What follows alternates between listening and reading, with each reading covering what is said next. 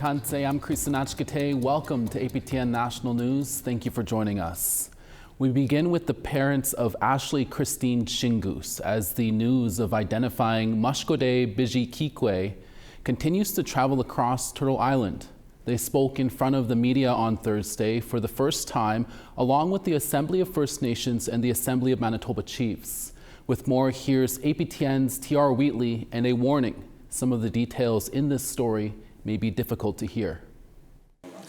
An embrace between mothers. Ashlee Shingoose takes the time to hug both the APTN National Chief and the AMC Grand Chief moments before she takes to the podium to speak about her daughter, Ashlee Shingoose. She was so good. Even when I talked to her, she would never talk back to me. On Wednesday, the Winnipeg Police Service told the public Ashlee was identified as Mashkode Bijikikwe, or Buffalo Woman, and they believe her remains are in the city-owned Brady landfill south of Winnipeg. Rebecca Contois, Morgan Harris, Mercedes Myron, and Ashlee were brutally murdered by a serial killer in spring 2022. On Tuesday, in their home in St. Teresa Point, the Shingoose family were paid a visit by WPS to share the news. Ashlee's father, Albert Shingoose, says it came as a surprise. He thought it was the service routine trip to assure them they were still looking for Ashlee. Instead, they said, "We know where Ashlee is. My wife and I, we looked at each other and we cried." Ashlee was last seen on March 11, 2022 in the downtown core near a shelter. For 3 years, Albert would come to the city and walk the streets searching for his daughter. Teresa stayed home to watch Ashlee's children. It was really hard. But I prayed. At the same time, the families of Morgan Harris and Mercedes Myron were fighting to search a privately owned landfill north of the city for their loved ones' remains. While the WPS knew they ended up there, they said the search was not feasible. As well, the former Manitoba PC government chose to stand firm to not search, even making it the center of their campaign. Then, when the NDP took power in fall 2023, they made the commitment for a humanitarian search. That search began in December 2024, and in less than 3 months, remains of Harris and Myron have been recovered. The search at the Prairie Green still continues now, even as talks about a new search will begin at the city-owned Brady landfill for Ashlee. I need your voices. Speak up. Let's get the landfill going. This time around, there is full support for a search of the second landfill, something AMC Grand Chief Kyra Wilson applauds. I just also want to say thank you to Premier Wabkanu, Mayor Gillingham, and Police Chief Jean Bowers, for your commitment to search the landfill. While talk of reconciliation is front and center this week, APTN National Chief Cindy Woodhouse-Nepenak took the time to remind the government of a July 2024 APTN unanimous resolution for an inquiry into all 4 murders. We need to look at that as a society, my friends. All of us have to look at that and ask why. Why did it take so long? Why did there have to be such a push? And so we call for an inquiry into that. A push for justice that many continue to advocate for, alongside the families of the 4 First Nations women who lost their lives way too soon. TR Wheatley, APTN National News, Winnipeg.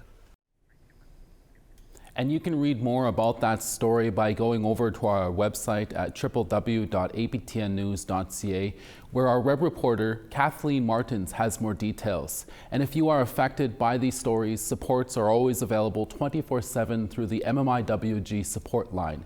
That number is 1-844-413-6649. New Brunswick RCMP have arrested and charged a woman with attempted murder after a woman was assaulted in Elsie Booktook First Nation, located about 90 kilometers northwest of Moncton.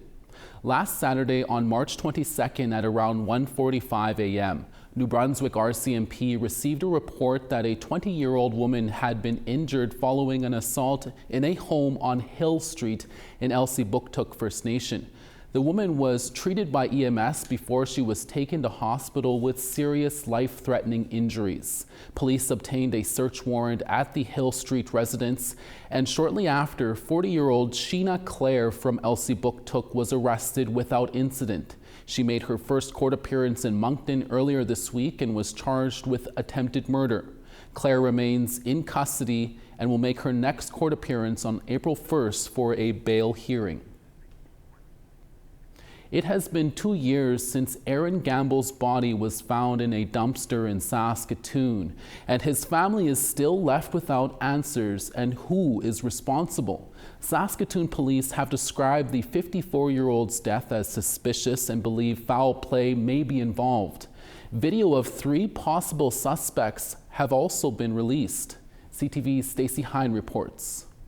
Amelia Greyeyes visits her brother's grave. This was in November 2023. Earlier that year, in March, 54-year-old Aaron Gamble was found dead in the 2300 block of 17th Street West in Saskatoon. Today, Greyeyes still doesn't have answers. It's been trying. It's been tough. The waiting and being patient is a lot to take on. Police suspect foul play. They released this video showing 3 people walking up to a dumpster and putting something in it. Later that day, Gamble's body was found in that same dumpster. Greyeyes says the scene is disgusting and hurtful. The way he was murdered and thrown away like garbage. Nobody in this world deserves that. She says her brother was a father of 2 who had his Bachelor of Education and taught in First Nation communities for years, but had struggled with addictions prior to his death. He was the sweetest, kindest, loving person that you would ever want to meet. Yes, his lifestyle took a different turn, but it never changed him. Greyeyes has vowed to wear a Justice for Aaron Gamble shirt every day until arrests are made. She says someone out there knows something that can help solve her brother's case. Saskatoon police say they continue to investigate Gamble's death and encourage anyone with relevant information to contact them or Crime Stoppers. Stacey Hine, CTV News, Saskatoon. As our various political parties vie for your vote, the largest First Nation in Manitoba is speaking up, hoping their issues are discussed in the election campaign. Healthcare, housing, and substance abuse is top of mind for many members of the Peguis First Nation, along with having better flood protection. CTV's Alex Karpa has that story. Located about 150 kilometers north of Winnipeg, Peguis First Nation is Manitoba's largest First Nation. This tight-knit community is a place of healing and culture. Drumming and singing are traditions important to those who gather at the Sun Lodge Village. This week, it's hosting a camp for children. The staff who share their knowledge to prepare campers for the future also share the issues they would like to see addressed during the election campaign. There's a lot of problems with alcohol and drugs with the young people. We could use a lot more treatment. Substance abuse is also top of mind for Daniel Stevenson. We lost so many of our people to drugs and alcohol, and it's a real tough. Access to proper health care is something Shanice Stevenson feels should be a priority. The youth or just children in general get turned away, and they end up getting more sick and it gets bad. Another issue that has plagued many in the community for years is overland flooding, which has led to poor infrastructure and housing. Ground dropped. Down the road, Jesse James Cochran worries about his property, which floods every spring. He says he wants to see the federal government provide better flood protection. It's like we're forgotten. What I would like to see is our government actually come here and see exactly what the problems that we're facing. Even with all the noise of tariffs and threats to Canada's sovereignty from the U.S., this First Nation wants to make sure they aren't ignored. And at Sun Lodge Village, they want to ensure future generations continue to follow the beat of their own drum. Alex Karpa, CTV News, Peguis First Nation, Manitoba. 2025 marks the 140th anniversary of the Northwest Resistance. The Canadian Armed Forces, RCMP, Métis Nation Saskatchewan, Beardies and Okamasas Cree Nation organized an event to honor the lives lost in the battle. Our APTN video journalist Rachel May has that story. Because when we work together, families are stronger, small communities are stronger, big communities, cities are stronger, our provinces become stronger, and Canada wins. The end of March 1885 marked the start of the Northwest Resistance with the Battle of Duck Lake. The conflict began when RCMP and volunteers from Prince Albert attacked the Métis First Nation people in Duck Lake. The site where the battle took place is located on the land of the Beardies and Okemos Cree Nation. 5 Métis men and 12 RCMP members and volunteers died in the battle. It moved on to Fish Creek and finally Batoche in early May. Métis Nation Saskatchewan President Glenn McCallum highlighted the importance of uniting Indigenous people, RCMP, and the Canadian Armed Forces to prevent the events of 1885 from repeating. And if we don't recognize to be able to think outside the box, no matter how much we talk to one another, if we don't change our ways, we're not going to be complementary to one another in regards to how we can better address the issues that we face today. RCMP attended the event to honor the lives lost on both sides of the conflict. Saskatchewan RCMP Commanding Officer Rhonda Blackmore stressed the importance of acknowledging dark historical events to prevent them from repeating. It's also, we need to talk about reconciliation, because now we need to stop talking. That's great that we have a plan, but we need to take action. We need to be seen to following up on what we're talking about and making sure we're implementing. It's not just about showing up, it's about showing up and listening and hearing and acting based on what we're hearing. And so that's what's important to me. And Captain Trent Gervais, Bold Eagle Coordinator for the 3rd Canadian Division Training Centre, was one of the representees for the Canadian Armed Forces.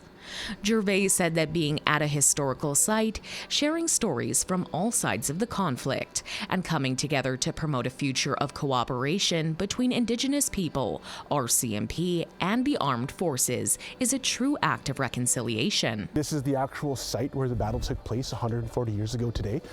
So it's hallowed ground for everyone here. It's a very sacred memorial for all of us. And so to be here today to commemorate the fallen on all sides of the conflict is really an important thing for us. And again, in terms of reconciliation, this is one way for us to come together as Canadians, as members of Indigenous communities, and to commemorate and honor our fallen. Rachel May, APTN National News, Beardies and Okemos Cree Nation. Thank you, Rachel. A Mi'kmaq contestant on Canada's Got Talent moved up in the competition. That story when we come back. Plus, here's a preview of what one of our reporters is working on. I'm in at Francis in Maniwaki, Quebec. I'll be speaking with an ex-chief of Kitigan-Zibi First Nation who's now a candidate in the federal election. I'll have that story in the coming days.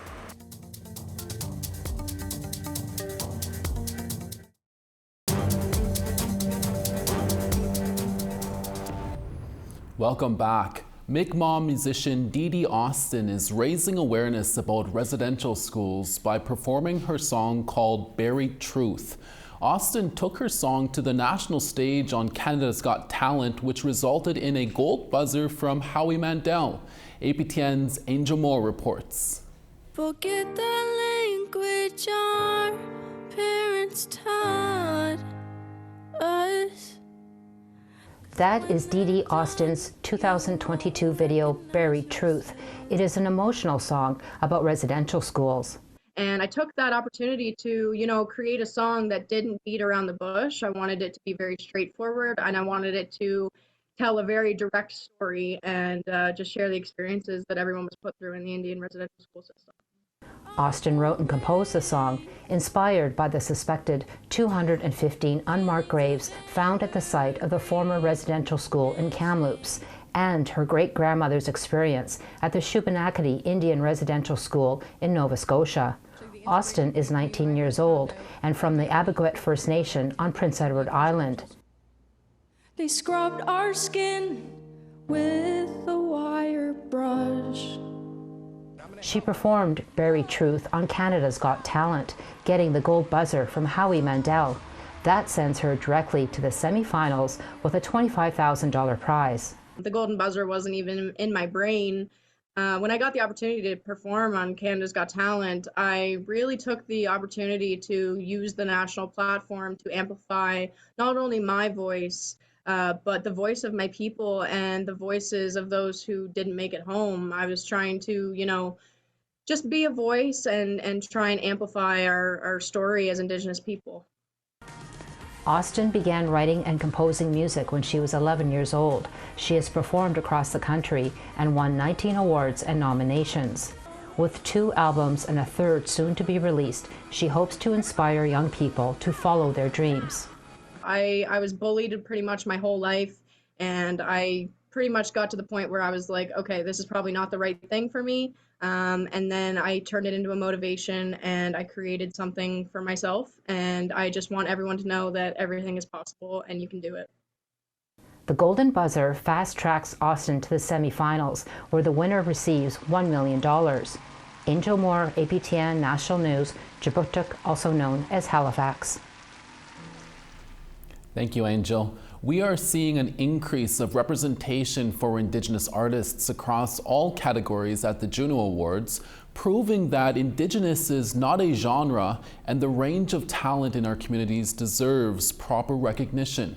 Our Veronica Blackhawk spoke with double Juno nominee Kaylee Cardinal to find out what those nominations mean for her. There was almost nothing or nobody for me to even look up to. I didn't see myself anywhere, so massive changes for sure. Kaylee Cardinal reflects on her first experience at the Junos in 2020 and how the music industry has shifted for Indigenous musicians since. The Northern Alberta singer-songwriter is twice nominated this year for Contemporary Indigenous Artist and Adult Contemporary Album of the Year. The songstress has always been transparent about her journey and the challenges behind seeking representation in music. People knew I was different. People were racist. I was sometimes looked as one of the good ones. And that was because I became so good at assimilating. I'm looking at it now as a superpower, but it made me shrink myself a lot when I was growing up. Cardinal is part of a wave of Indigenous artists who are transforming the narrative around representation in media. Organizations like the International Indigenous Music Summit and Manitoba's Sikiwe Festival have encouraged her to build on that community. There's a shared experience within Canada that Indigenous people have, and it's a negative one. And it is assimilation. It's also the responsibility of the people who have settled on the land to learn that as well. So having that representation is a way to engage in that and to and learn from it. We asked the Junos to comment on the matter, and in an email to APTN News, they shared that the increased presence of Indigenous artists in mainstream categories reflects broader industry recognition, growing representation, and engagement from the voting body. While opportunities are broadening, the risks also increase. These days, there's a bit more funding that comes along with being an Indigenous artist, and there are some predatory people or organizations that may try to, jump in with you and take over. The singer advocates for self-development in the early stages of an artist's career. Empower yourself by doing everything yourself, and then being really cautious of who you work with. Do it because you love it. And then you carve the space. You make people listen to you. Just take the space. I'm Veronica Blackhawk with APTN National News. Thank you, Veronica. We now want to tell you about our 3 web poll questions for this week. Over on our website at aptnnews.ca, our first question we ask, which party do you think will best address issues facing First Nations, Inuit, and Métis peoples? Your answers are Liberals, Conservatives, NDP, Green Party, or none of the above. Our second question we ask, will you be voting in the upcoming federal election? You can answer yes, no, or unsure. And our third question we ask, do you think Indigenous-led initiatives with police services can lead to real change? You can choose yes, no, or unsure. Go to our website at aptnnews.ca/polls to have your say. It's Friday, and that means we have another brand new newscast of APTN's Nouvelle Nationale. We'll bring you a preview right after this break.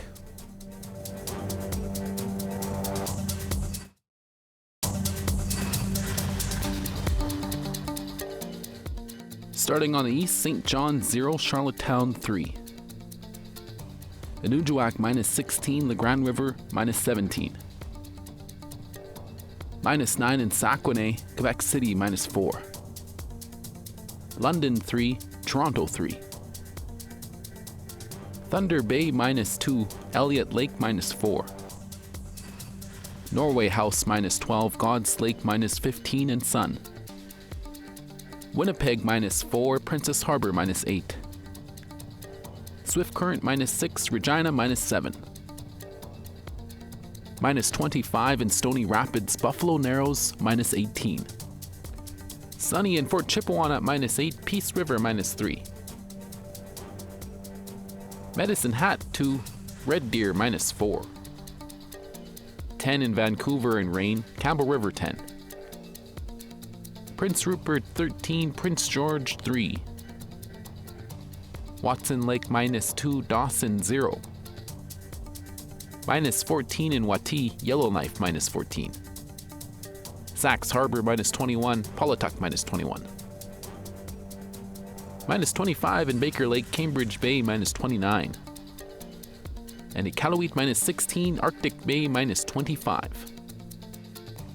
Thanks for staying with us. Every Friday evening at 5:30 Central or 6:30 Eastern Time, APTN airs our weekly French news magazine called Nouvelle Nationale. Host Kim Sullivan joins us now to tease what's coming up tonight. Hey, Kim. Hey, Creason. I love how you say Nouvelle Nationale. Happy to be here with you. Yes, thanks. Good to have you here. So tell us, what were the stories of this week? Well, of course, we cover the top stories just like you, but en français. So we are going to share with our viewers that a Buffalo woman has been identified, and of course the elections and all the stories around that. But we did get some pretty cool Quebec-centric stories that are quite unique to us. One of them being Bishop's University, which is about 2 hours south of Montreal here, inaugurating their first building for the Indigenous community there. It's pretty cool, it's pretty grand, and it's a bit historical in the sense that out east, we don't have many of those centers here where there's a safe space for our Indigenous students. And tell us, what's so unique about this building? Well, actually, fun fact,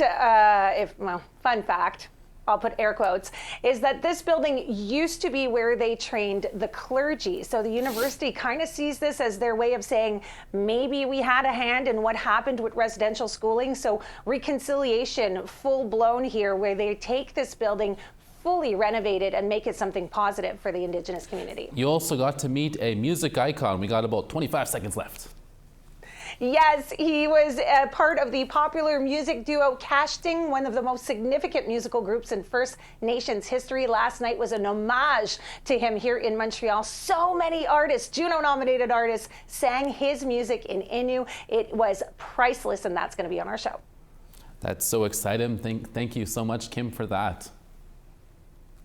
I am happy to join you every Friday en français, and we'll talk next week. Thank you, Kim. And that's your daytime newscast for this Friday, March 28th. Dennis Ward is back in a few hours for your evening newscast. Please join us then. APTN National News Daytime is back again next Monday, same time, same place. We will see you then. Thank you for watching, and please have a safe weekend. Excellent.